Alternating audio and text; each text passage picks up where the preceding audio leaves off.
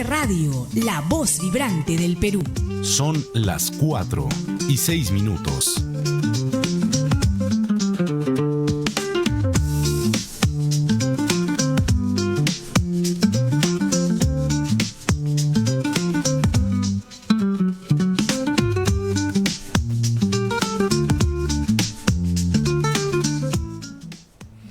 Muy buenas tardes, compañeros y compañeras. Nuevamente aquí con ustedes, Trabajo con Derechos, el programa que le da voz a los sindicatos, sus problemas, sus retos, sus victorias, también los momentos difíciles. El día de hoy tenemos un programa que esperamos sea de su interés, dada la coyuntura actual. Estamos a unos días de la segunda vuelta, donde se van a enfrentar Keiko Fujimori, de Fuerza Popular, contra Roberto Sánchez, de Juntos por el Perú. Ambos representan dos miradas diferentes, distintas, casi diametralmente opuestas acerca del país, de la economía, del modelo, de los derechos laborales también, y por eso tenemos con nosotros un programa especial.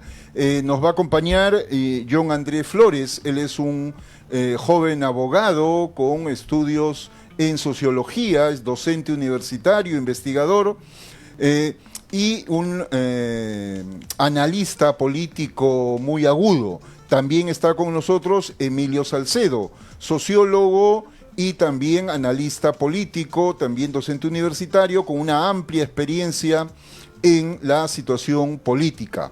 Esperamos también que llegue Matilde Carrión, una joven escritora, filósofa, que nos acompañará dentro de algunos minutos.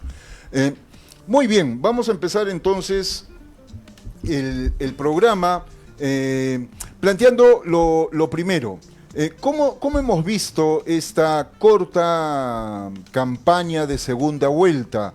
Luego de las elecciones, donde se establecen los dos primeros lugares, y luego de la pataleta del candidato de extrema derecha que se negó a aceptar los resultados, hemos tenido luego, claro, una campaña bastante corta en donde Keiko y Roberto Sánchez han tratado de presentar sus puntos de vista. Hemos tenido el debate técnico y también el debate presidencial. ¿Cuáles serían las primeras impresiones acerca de estos encuentros durante esta breve campaña de segunda vuelta? No sé, ¿quién quiere empezar? Sí, bueno, normal, gracias. Muy bien, John. Bueno, creo que primero es importante mencionar que ha habido como que una suerte de acortamiento de la campaña, precisamente porque como ha señalado Carlos, ha habido una pataleta, ¿no? un exabruto por parte del tercer lugar, ¿no? El candidato de Renovación Popular, que ha generado toda una ola de cuestionamientos, ¿no? hacia las autoridades electorales. No logró su cometido. Sin embargo, afectó, a mi parecer, parte de la campaña, ¿no? Eso ha hecho que creo que la población lo sienta un poco más acortada, ¿no? Y desvía el tema, que era lo que nos importaba, ¿no? ¿Quién merece o debe pasar a la segunda vuelta, ¿no? Pero bueno, habiendo sobrepasado ese hito, creo que habrían dos palabras que se me vienen a la mente una palabra por cada uno de los contendores, ¿no? Respecto a Juntos por el Perú, me parece que la palabra sería consenso. He visto que ha logrado llegar consensos con otras fuerzas, ampliando su margen de alianzas. Y respecto a Fuerza Popular, yo diría más de lo mismo, porque eso es lo que más o menos he podido ver en los debates técnicos, en lo que han señalado sus técnicos, en lo que ha señalado ella, e inclusive sus aliados, ¿no? Una misma receta que ya se ha intentado décadas y pues sí que se ha demostrado que no ha sido suficiente, que no ha funcionado, ¿no? Y creo que también merece una opinión aparte, y creo que de repente podremos comentar al respecto más adelante, que es del juego de los medios tradicionales, ¿no? Que están prácticamente jugando en una suerte de pared, ¿no? Con Fuerza Popular, ¿no? Y pues su sesgo es evidente, ¿no? No están intentando ocultarlo de ninguna forma, ¿no? Eso, por el momento. ¿Qué opinas tú, Emilio? ¿Cómo has visto las últimas semanas, los debates? Buenas tardes nuevamente, muchísimas gracias. Buenas tardes, Carlos, John. Bueno, me apropio de las palabras que acaba de mencionar John, más de lo mismo, y yo creo que lamentablemente, hemos visto la reedición de una crónica, de una situación, de un caos con K, anunciada ya y repetida, y o sea, no solamente casi calcada del año 2021 con pataleta antidemocrática incluida y revelada, sino que esta bueno, deslucida campaña más o menos apática y campaña que ha pasado casi prácticamente ante nuestros ojos, creo que también puede explicarse porque, bueno, no solamente son los últimos 5 años, sino es una gran cantidad de años y procesos juntos que lo que han generado es una gran desafección por la democracia y por la política en la ciudadanía, ¿no? Basta recordar los últimos informes del Latinobarómetro que indican el gran porcentaje de población en nuestro país que se muestra insatisfecho con la democracia, ¿no? Y con lo que vemos y lo hemos visto, y este tipo de comportamientos de parte de estos actores de la extrema derecha, ¿no? Cómo no comprenderlo, ¿no? Y querer buscar que pueda darse la ocasión para un cambio y para las reformas necesarias y que están largamente postergadas, ¿no? Muy bien. Y los dos debates. En una primera mirada, todo parecía indicar que el equipo técnico de Keiko Fujimori debería de haber mostrado mayor solvencia, mayor experiencia que el de Juntos por el Perú. Sin embargo, distintas opiniones señalan lo contrario. ¿Cómo observaron ustedes el debate técnico? John André. Bueno, la verdad es que justo lo volví a ver para esta entrevista y como señalas, me llamó la atención cómo se enfatizaba, ¿no? Diversas consignas y diversas propuestas que ya se han planteado. Inclusive estuve revisando los planes de gobierno y creo que obviamente hay una cuestión diametralmente opuesta en cuanto al fondo y la idea de país, pero también lo que quería resaltar es que se estaban justamente instaurando una idea, ¿no? Porque cada vez que había un ataque por parte de JP señalando, ¿no?, de que el gobierno lo ha tenido Fuerza Popular a través del Congreso, a través del pacto que hemos podido ver, ellos siempre respondían o intentaban soslayar esta idea de que solo hemos tenido 20 congresistas, solo hemos tenido 20 congresistas, ¿no? Y sobre ello la reflexión que me llevaba era, bueno, Fuerza Popular ya nos enseñó qué puede hacer con mayoría congresal, lo hemos vivido en 2016, ¿no? Y también nos ha demostrado qué puede hacer con una bancada efectivamente con 20 congresistas, pero que no ha sido, digamos, un escollo para que puedan capturar instituciones estatales, que puedan tener la presidencia del Congreso de la República y puedan blindar, ¿no?, a sus aliados en este pacto durante todos estos años, ¿no? Y justamente ese tema del pacto y la inestabilidad que estaban generando por sostenerlo es lo que de alguna manera explica la situación de caos que ellos pues quieren atribuirlo a la izquierda, ¿no?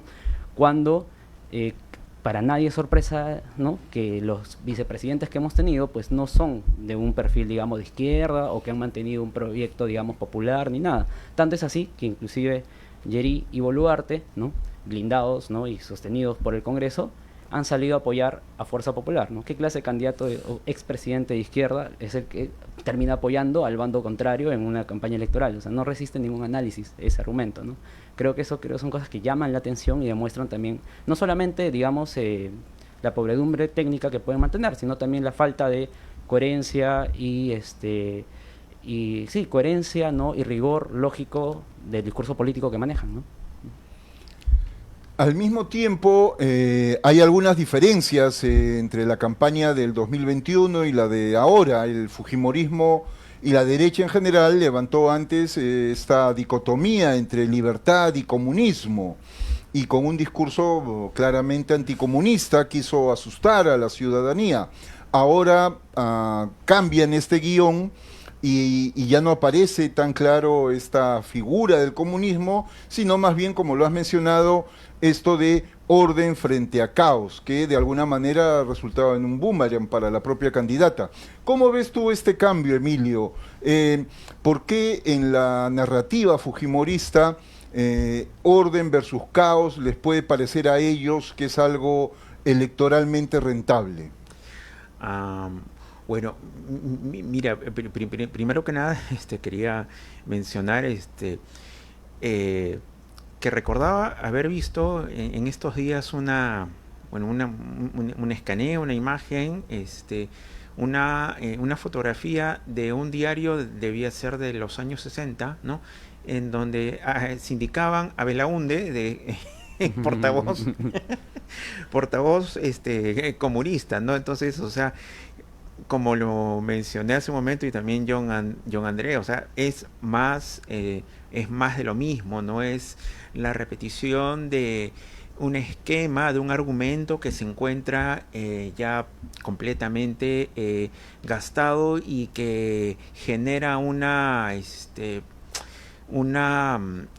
comparación o una asociación maniquea entre orden y caos, o sea, porque creo que ha quedado bastante evidente, especialmente en los últimos años, cómo el Congreso que responde a los intereses del fujimorismo y su corte de satélites, ¿no?, han generado un gran caos y desorden que han llevado a que instancias como el Consejo Fiscal, a personajes como Julio Velarde, a quienes de ningún modo puede señalarse como izquierdistas o comunistas, o sea, han señalado las consecuencias de las costosas decisiones que ha tomado este Congreso controlado por el fujimorismo, ¿no? O sea, como un elevamiento, incremento del riesgo fiscal y la posibilidad de pérdida del, ¿cómo le dicen? Del grado de inversión, ¿no? Entonces, yo creo que esta forma de apelar a un supuesto orden y caos es de lo más falso que puede haber, especialmente viniendo del fujimorismo, ¿no? Bien, bien, claro. Sí, y solamente para hacer de abogado del diablo, son argumentos fuertes. Es más de lo mismo, no se le cree nada, repite estas dicotomías, efectivamente, y sin embargo tiene un electorado fiel que la ha logrado poner en segunda vuelta.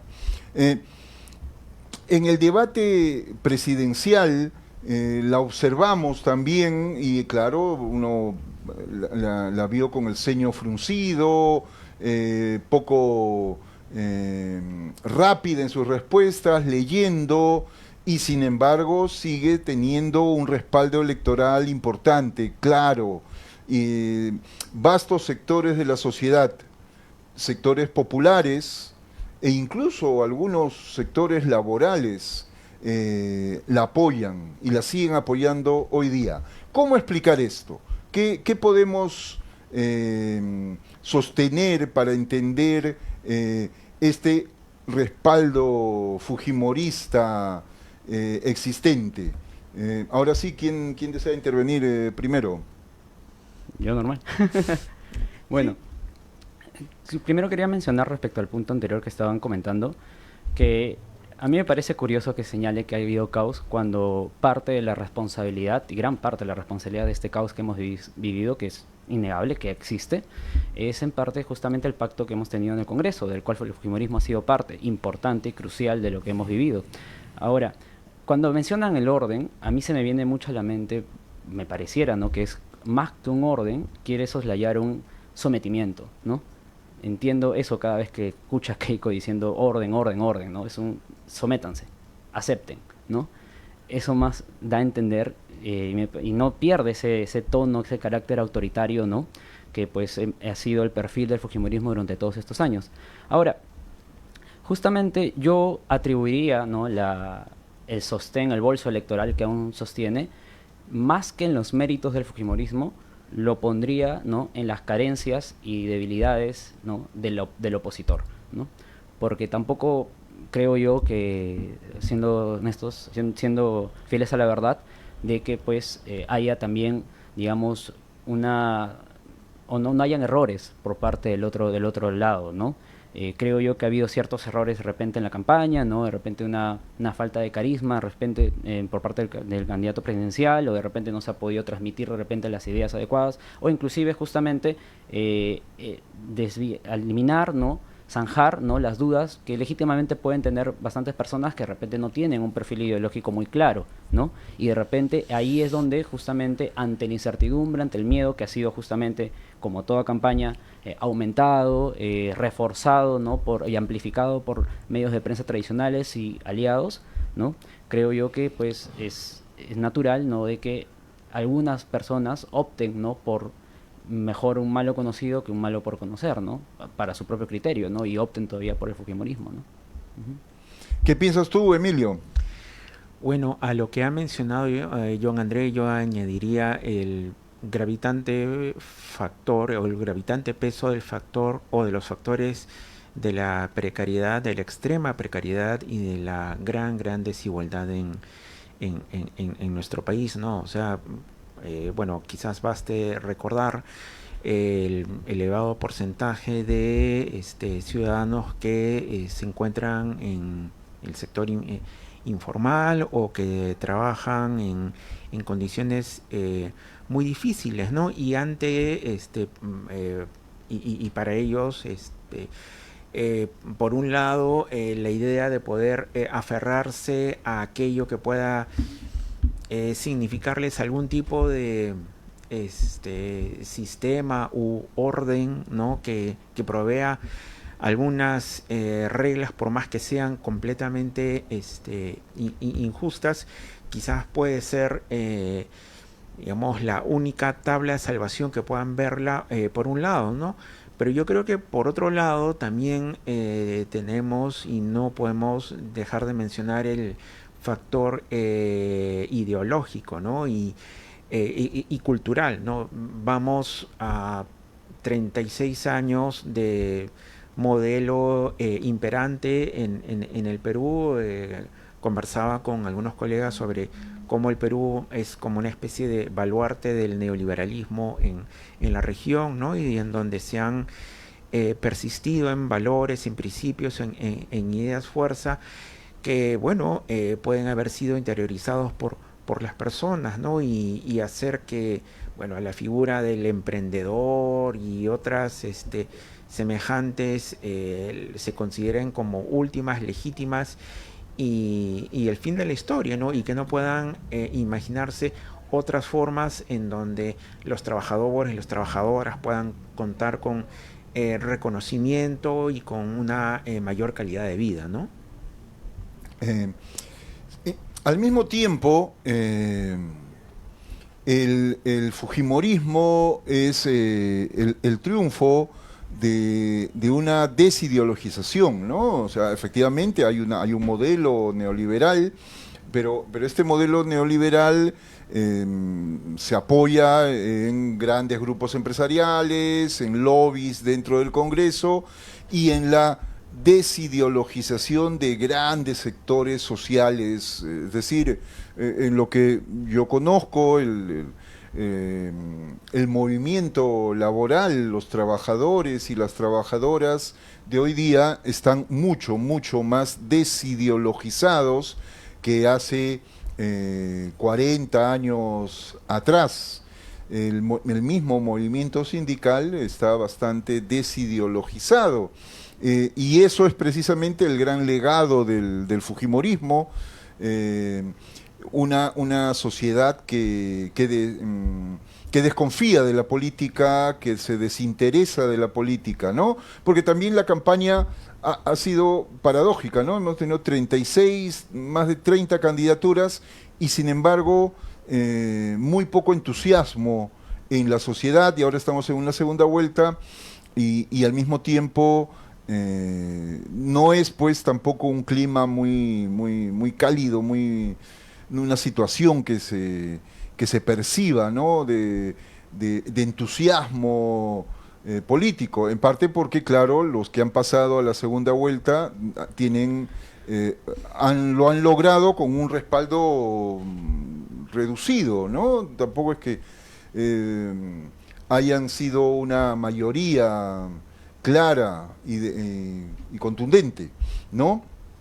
Bien, ahora en este segundo bloque lo que queríamos conversar era un poco partir de la hipótesis negada. Aquí los tres evidentemente somos antifujimoristas, Emilio hasta ya tiene el sombrero, entonces más transparente no puede ser esto, pero igual pensemos ¿cómo sería un gobierno de Keiko Fujimori?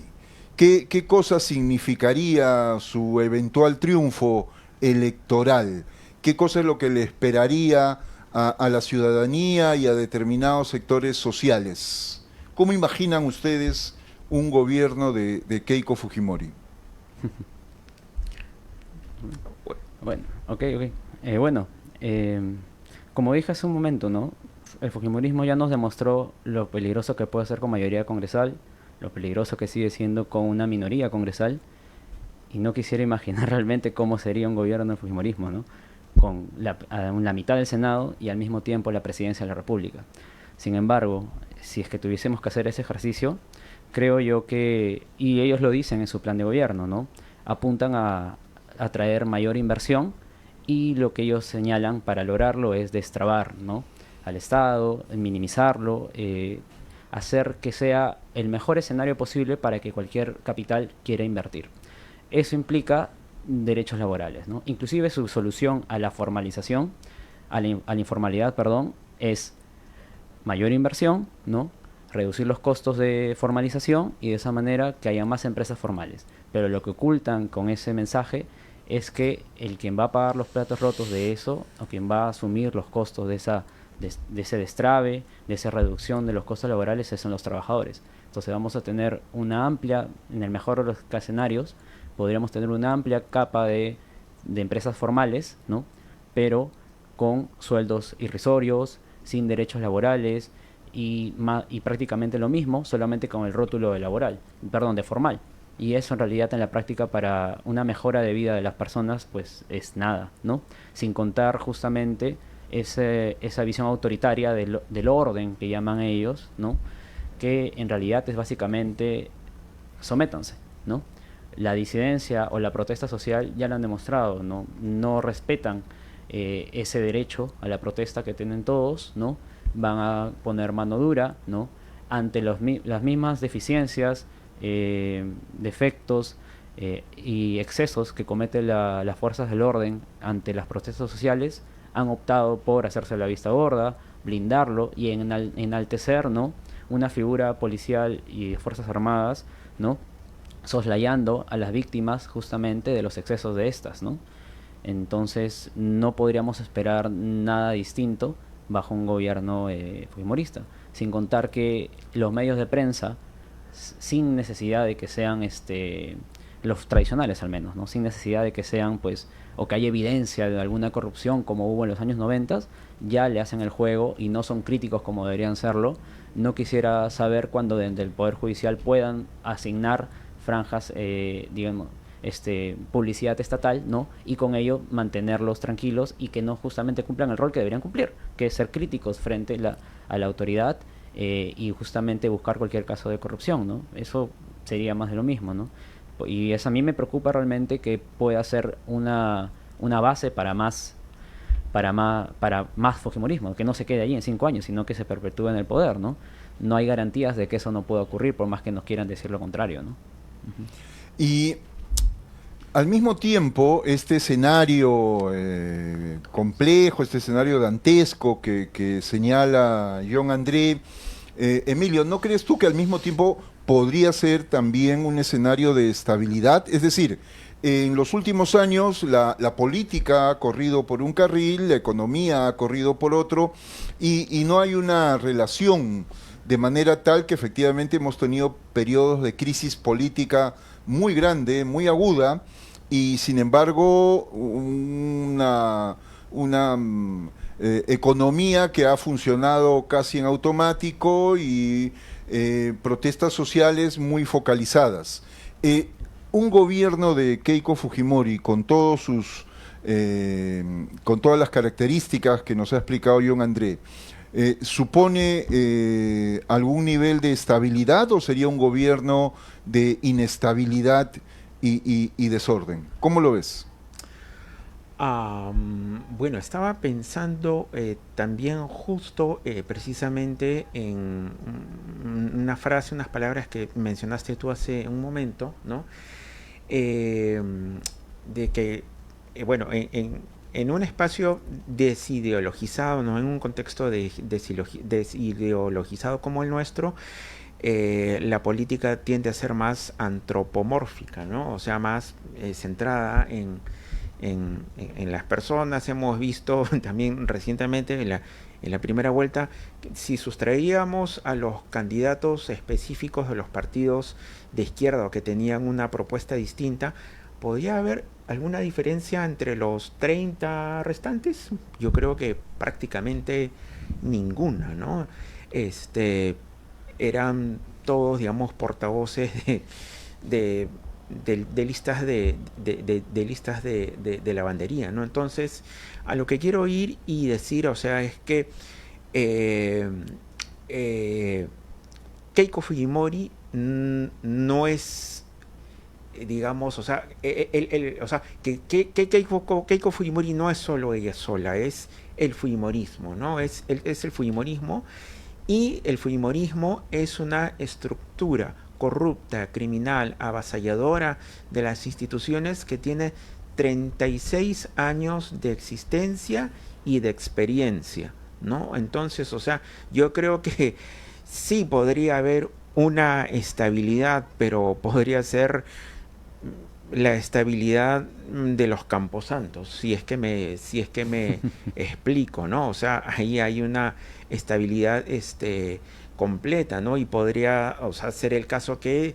las personas no quieran manifestarse, movilizarse, porque, o sea, si hemos visto lo que ha ocurrido con el régimen de Dina Boluarte en los últimos años, en donde se asesinaron a 50 personas y que desde el Congreso, controlado por el Fujimorismo y sus líneas afines, han venido limpiando y recientemente le han archivado otro proceso de investigación más a Dina Boluarte. Entonces ahí vemos poderosos desincentivos para que la ciudadanía, para que la sociedad civil proteste o se manifieste, ¿no? Manifieste su desacuerdo si es que tiene alguna objeción frente a alguna política, ¿no? Y que seguramente se verían pronto manifiestas si es que incluyen, como lo mencionaba John André, políticas tipo de desregulación o de exoneraciones fiscales, si es que vemos una ley Klimpler 3, ¿no? Imagínense, ¿no? Entonces, o sea, yo creo que ahí veríamos una situación en donde las garantías ciudadanas, democráticas, por las que tanto se ha luchado, quedarían bastante resentidas, ¿no? Sí, por favor. Sí, gracias, Carlos. Justamente quería complementar a lo que señala Emilio. Es que estos años cada vez han optado, ¿no?, por ser, disculpen la expresión, un poco cada vez más descarados, ¿no?, al momento de justamente poner personas, ¿no?, en ciertas instituciones claves, ¿no? Ha habido, como han señalado bastantes cientistas sociales, ¿no?, y periodistas, no había una captura de las instituciones, ¿no? Y cada vez sin el perfil técnico adecuado para ello. O sea, ya no importaba ni siquiera que cumplieras, ¿no?, con una trayectoria, ¿no?, sino que bastara con que seas afín a ciertas ideologías, a cierta forma de pensar, y te ponían en el cargo. Y miren, muestra un poco de esto, ¿no?, es lo que ha pasado recientemente con el OCE, ¿no? En el OCE había funcionarios de carrera de prácticamente 10 años que tenían toda una trayectoria en esa institución y que es clave porque justamente supervisa las contrataciones del Estado. Y el mes pasado han retirado, ¿no?, de la dirección a todo ese personal, ¿no? Y están colocando personas pues que no son del sector, que no conocen mucho del sector y que pues no hay garantías de que pues tengan un perfil técnico idóneo, ¿no? No se puede asegurar las razones, ¿no? Obviamente eso se tiene que investigar, pero esta movida pues genera preocupación en un sector clave, como señalo, y a puertas, ¿no?, de un cambio de gobierno, ¿no? Y reitero, en una institución clave que va a ver justamente las contrataciones del Estado a futuro, ¿no? Y eso lo podemos ver en otras instituciones, ¿no?, también. En ese contexto, efectivamente, me parece bien sugerente lo que ustedes plantean para establecer una línea clara de lo que significa el fujimorismo y los peligros que entraña. Sin embargo, algunos analistas como Alberto Vergara y algunos políticos como Jorge Nieto han levantado la idea pues, de que son lo mismo, que Keiko Fujimori, el fujimorismo y Roberto Sánchez y el castillismo son lo mismo. Y frente a eso, entonces, la opción es la abstención, el voto viciado, ¿no? Algunos otros, como César Hildebrand, inicialmente en esta orilla, luego ha reculado y ha entendido que el fujimorismo no, como señala John André, ahí hay una experticia en las malas artes que diferencia. Keiko juega en otra categoría, en otra liga, ¿no es cierto? Y sin embargo, bueno, queda la pregunta. ¿Son lo mismo? ¿Qué piensan ustedes? ¿Quién se anima a discutir esta hipótesis tan de moda en los espacios de las ciencias políticas? Bueno, ahora empiezo yo. ¿Qué tal?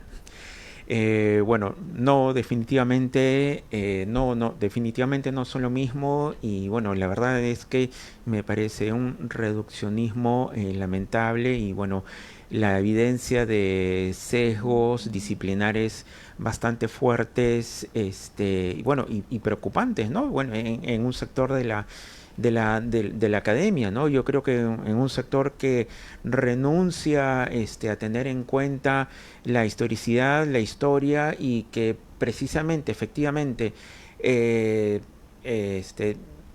Keiko Fujimori no son los últimos 5 años o los últimos 10, sino es toda la historia acumulada, ¿no? De los procesos en donde han avasallado de una u otra forma las instituciones, la democracia, los derechos, ¿no? Y ella misma se ha encargado de decir que gobernaría como su padre, ¿no? Entonces yo, la verdad es que no encuentro posibilidad alguna de considerar que sean equiparables, ¿no? Y o sea, sí, obviamente pueden haber, y de hecho hay aspectos que pueden ser, obviamente, que deben ser criticados en toda alternativa política, pero yo creo que no hay, francamente, punto de comparación, ¿no? O sea, o al menos las que he escuchado, me parece que carecen realmente de un fundamento honesto, ¿no? ¿Qué piensas tú, John André? Bueno, coincido con Emilio en realidad. Como señaló también Emilio hace un rato, el fujimorismo es como una red, ¿no? No es pues un ente monolítico, ¿no? En el que el Keiko está arriba y todos pues hacen tal cual dicen lo que ella plantea, ¿no? Sino que es una red, ¿no?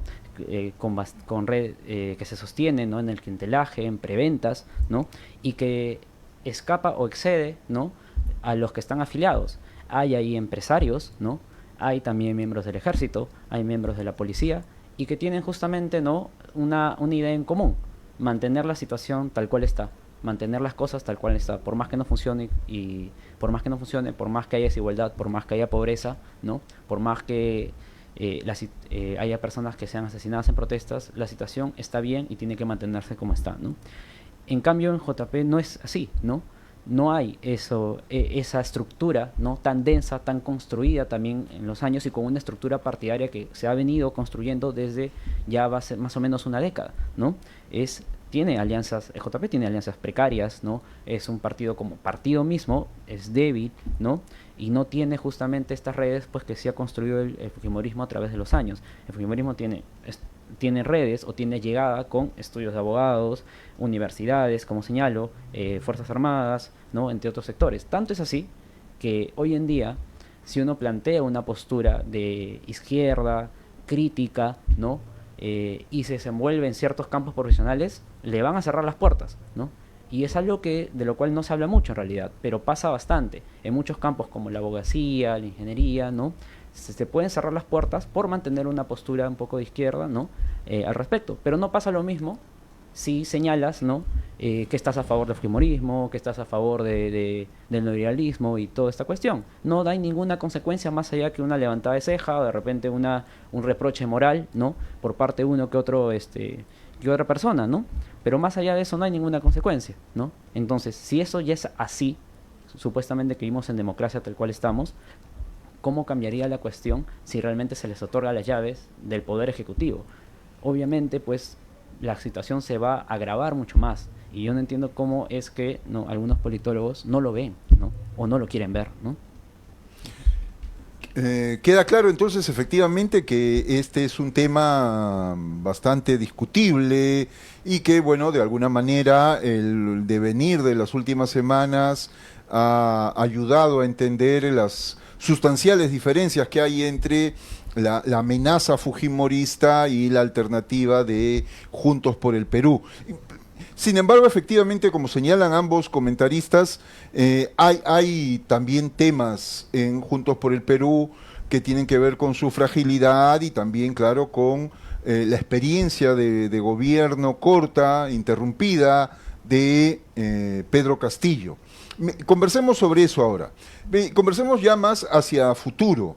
Del mismo modo, ¿cómo imaginan un gobierno de Roberto Sánchez? Supongamos que este domingo se cumplen todos nuestros deseos y Keiko una vez más es derrotada y esperemos que ya sea la derrota final. Y entonces, claro, asume Roberto Sánchez Juntos por el Perú. ¿Cómo sería este gobierno? ¿Sería un gobierno que va a durar 5 años? ¿Sería un gobierno que lograría cumplir algunas de sus promesas? ¿Cómo queda en el horizonte la libertad de Pedro Castillo y el escenario de una asamblea constituyente? ¿Quién quiere animarse a evaluar este posible escenario? Bueno, acá, ya, paso yo. Bueno, a ver, empezando por lo que acabas de mencionar, Carlos, o sea, creo que sería un escenario difícil, complicado, ¿no? Dado el conjunto de arreglos y de actores que John Andrea acaba de mencionar muy claramente, muy bien, en torno a los actores, ¿no? Y sectores que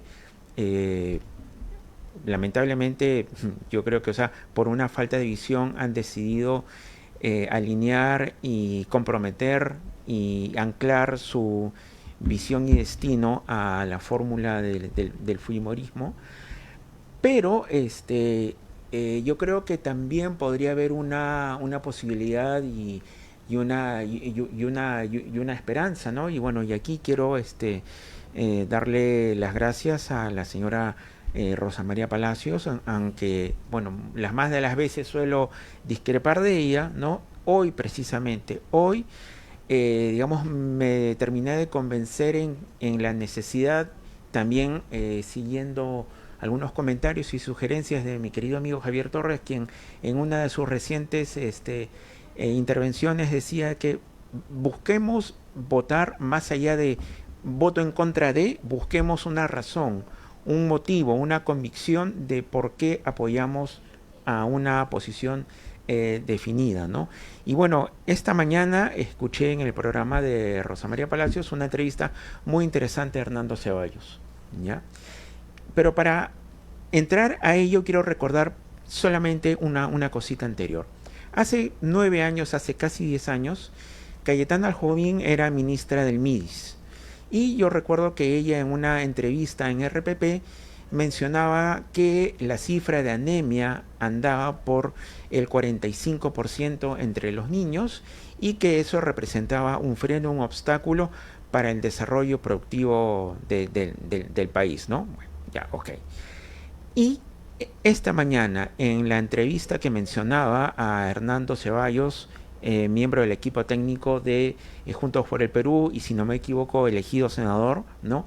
Él recordaba que la cifra de anemia actualmente está en 43%. Es decir, tras 10 años, del 16 en que Cayetana Aljovín fue ministra del MIDIS, al 2026, 10 años, esa cifra ha variado en solamente 2%, y yo no me explico cómo en este modelo, en este régimen, en este modelo cuasi perfecto que un economista muy conocido menciona, debe continuar sin algún tipo de cambio y ajustes, ¿no? Y ahí Hernando Ceballos mencionaba y sostenía que, o sea, no basta con que las madres puedan, digamos, darles alimentos más nutritivos, más proteicos, que los colegios puedan repartir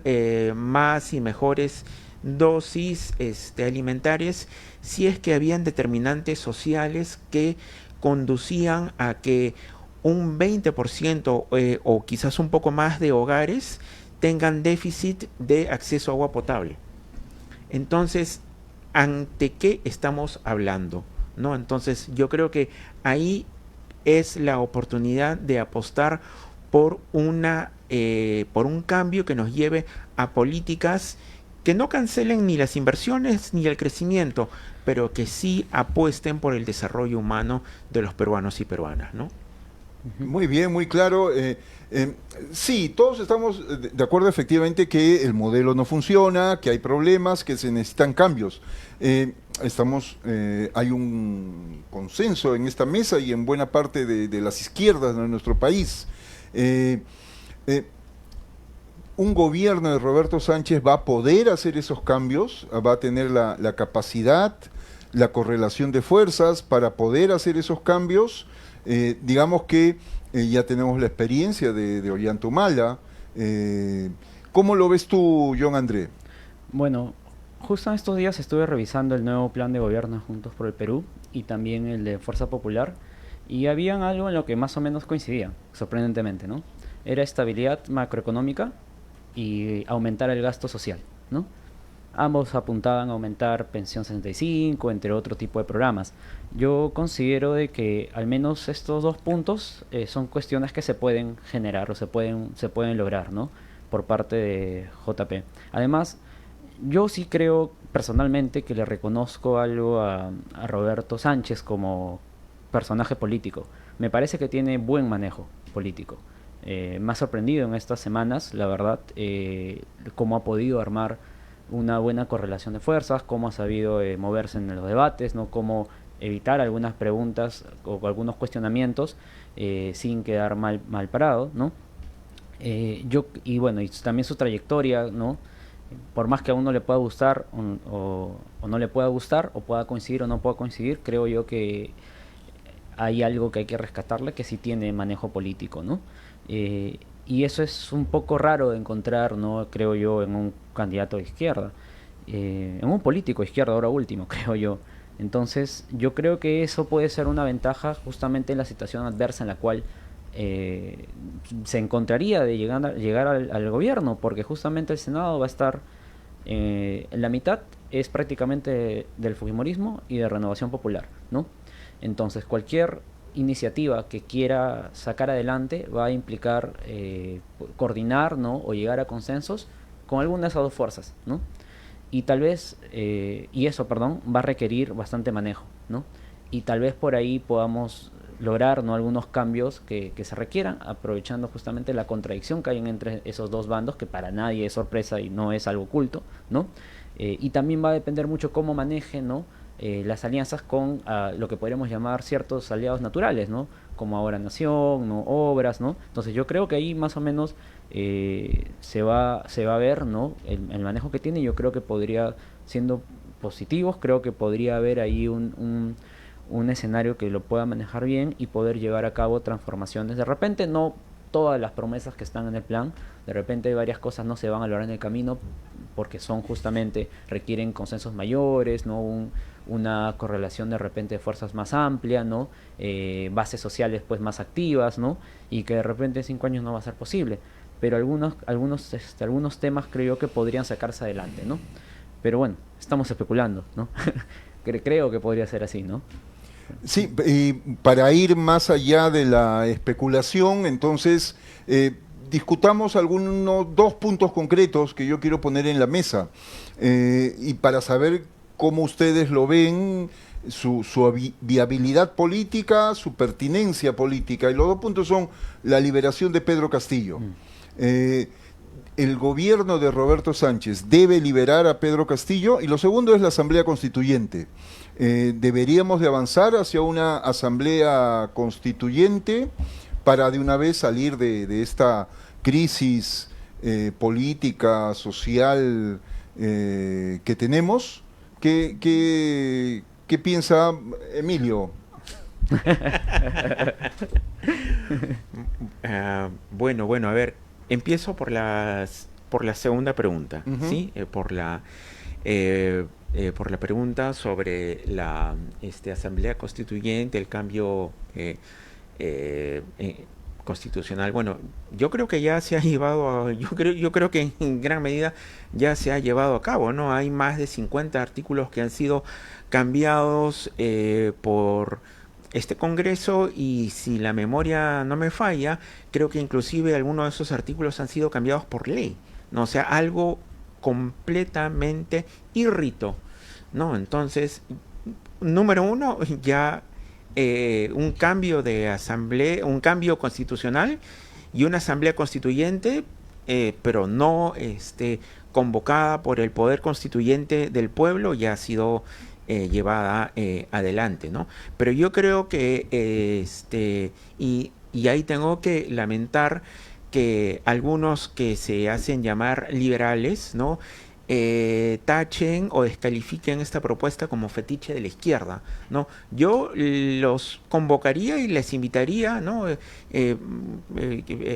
Algunos que viven en el extranjero, en Europa, en España, ¿no? Que cuando vengan por el Perú se den un paseíto por el sur andino. En el año 2023 estuve dando unos talleres sobre grupos económicos y una de las regiones en las que me tocó estar era Cusco, ¿no? Y era un taller sobre grupos económicos peruanos, ¿no? Y el taller no tenía nada que ver con el tema, pero al final del mismo una señora se levantó y dijo, bueno señor, muchas gracias por darnos a conocer esta materia especializada, pero ¿cuándo vamos a tener la posibilidad los peruanos de poder convocar una asamblea constituyente?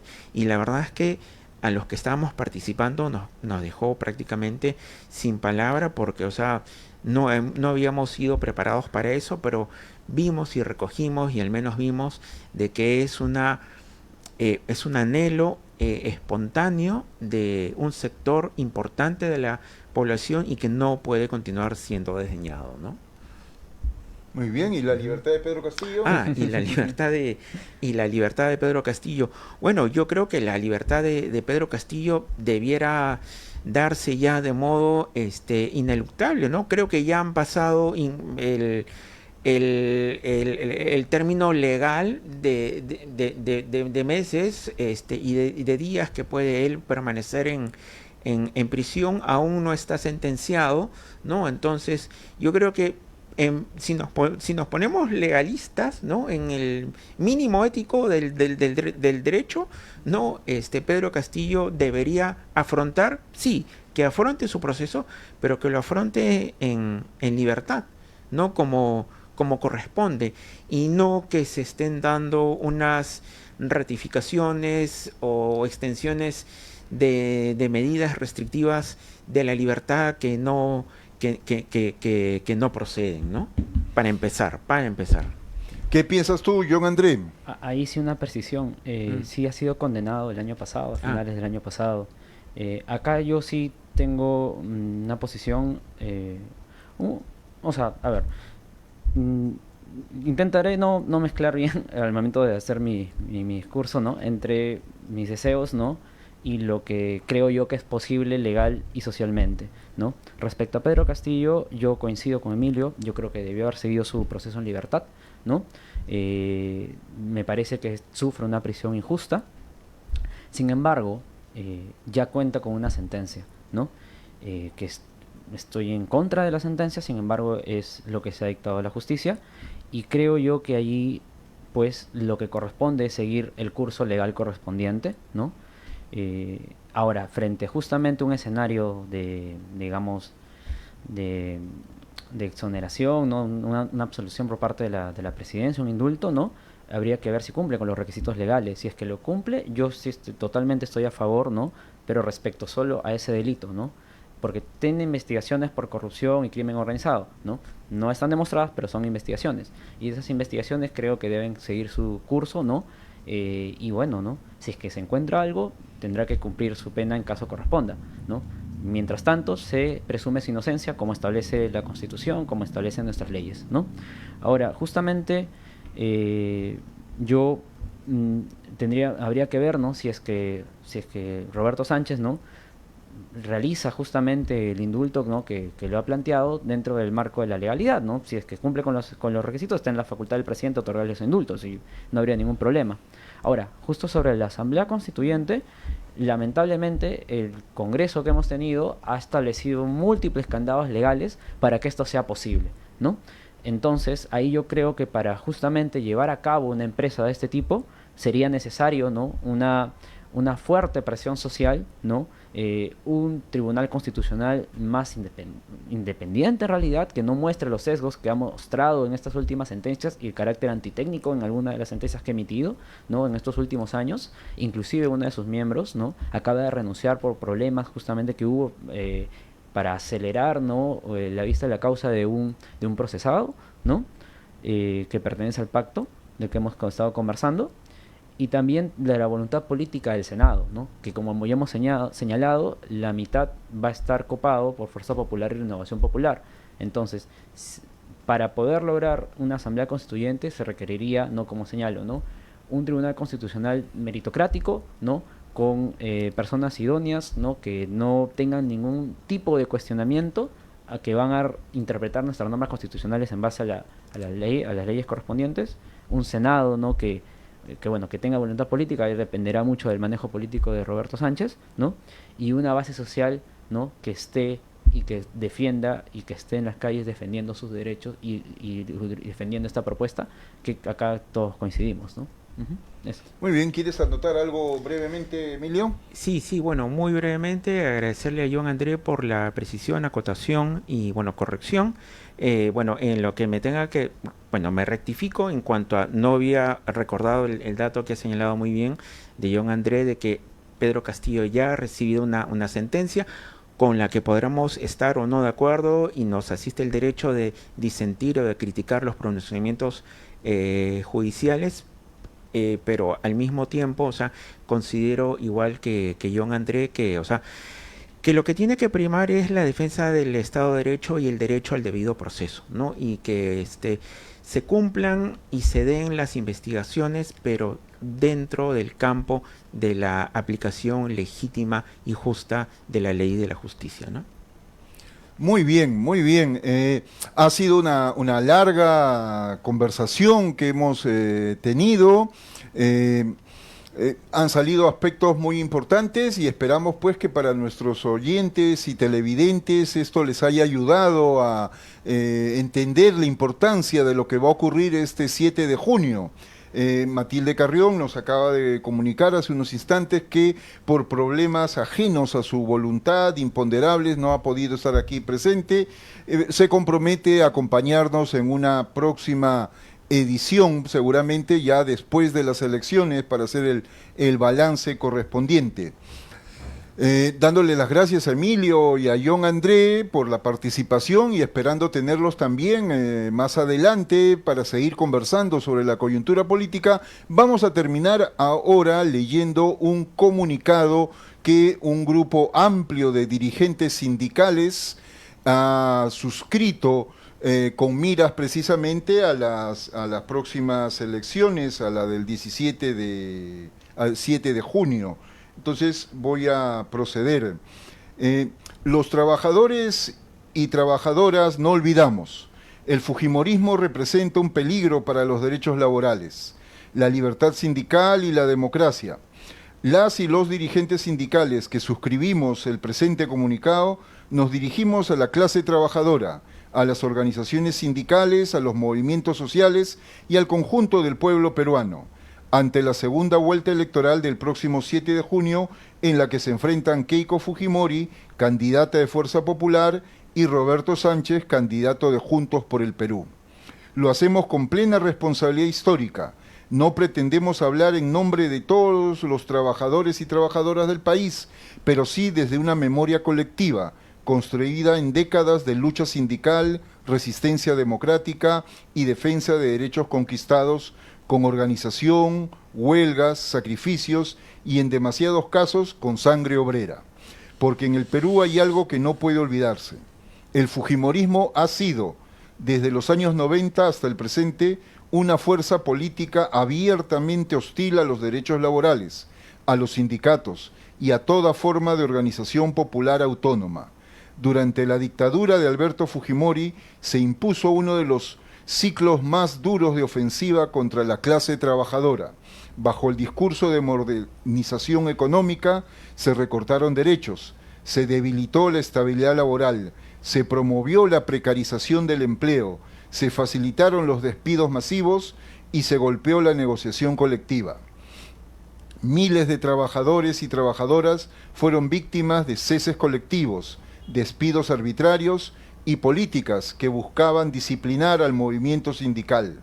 No fue una simple reforma económica, fue una reestructuración autoritaria del mundo del trabajo en beneficio del gran empresariado.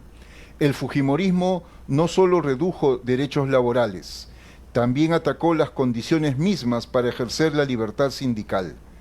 La organización de los trabajadores fue tratada como un obstáculo, la protesta social fue criminalizada y la negociación colectiva fue debilitada mediante normas, prácticas administrativas y políticas empresariales alentadas por un Estado puesto al servicio del capital. Allí donde había sindicatos, se promovió el miedo. Allí donde había derechos, se instaló la precariedad. Allí donde había organización, se respondió con persecución. Todo muy eficiente, como suelen llamar los de arriba, a pisotear a los de abajo. Este periodo dejó heridas profundas. Entre ellas ocupa un lugar central la memoria de Pedro Wilca Texe, dirigente histórico de la clase trabajadora, peruana y secretario general de la CGTP, asesinado el 18 de diciembre de 1992 por el Grupo Colina, bajo las órdenes del fujimorismo. Su muerte simboliza el nivel de violencia política que enfrentaron quienes defendían los derechos laborales, la democracia y la dignidad de los trabajadores. Recordar a Pedro Wilca no es un gesto ceremonial, es afirmar que la clase obrera tiene memoria y que no aceptará que quienes representan ese legado autoritario pretendan presentarse hoy como defensores del pueblo. En el presente siglo, Fuerza Popular ha mantenido una conducta política coherente con ese legado antilaboral. Desde el Congreso y desde sus alianzas con los sectores más conservadores del país, el fujimorismo ha respaldado políticas de flexibilización laboral, debilitamiento institucional, bloqueo de reformas sociales y defensa de intereses empresariales. Ha sido parte activa de una ofensiva contra los derechos colectivos, contra la fiscalización laboral, contra la estabilidad democrática y contra toda agenda que busca fortalecer a los trabajadores y sus organizaciones. Por ello advertimos con claridad, una eventual victoria de Keiko Fujimori y Fuerza Popular abriría un escenario de grave amenaza al movimiento sindical.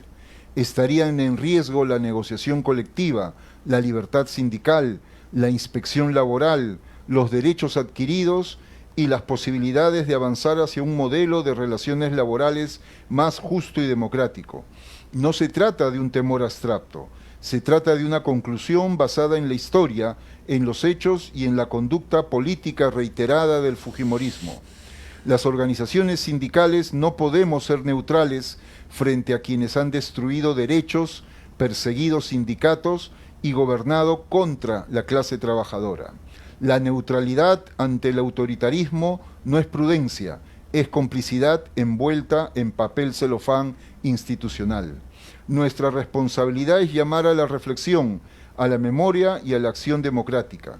Por estas razones convocamos a las trabajadoras y trabajadoras del Perú a cerrar el paso al fujimorismo en las urnas.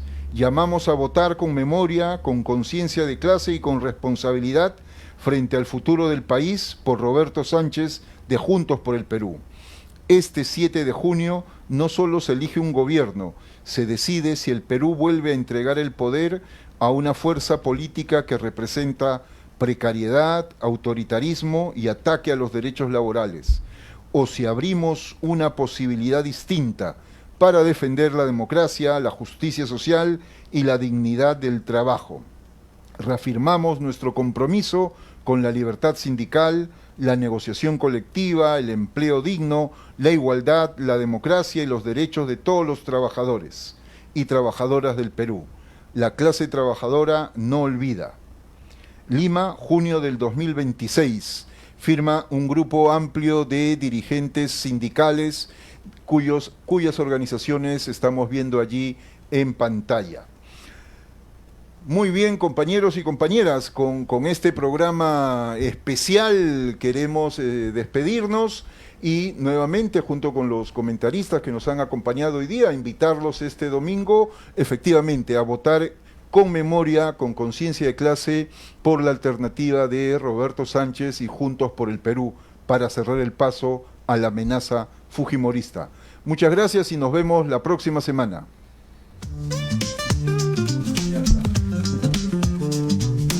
Buen comunicado, ¿eh?